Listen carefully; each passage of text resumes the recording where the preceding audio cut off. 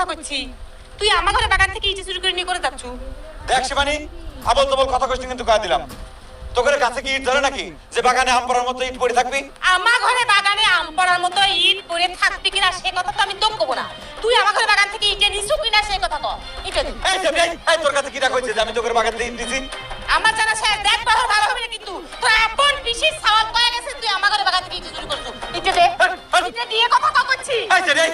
তুই কুল্লার কথা বিশ্বাস করিস এই কুল্লার তো এক নম্বরের চিটার রে তুই মাথা ফাটা দিয়ে আমি ইট করতেছি কি করছ তুই ইটে দিয়ে তুই কথা কব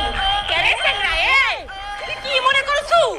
দুনিয়ার সকলের চিটার আর তুই হচ্ছে ভালো মানুষ না তোকে আমি চিনি না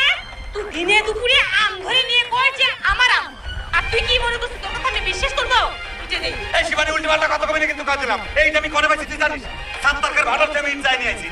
তোর যদি প্রমাণ করবি ইচ্ছা করে কর প্রমাণ এই যে কোম্পানির নাম লেখা আছে এটার পর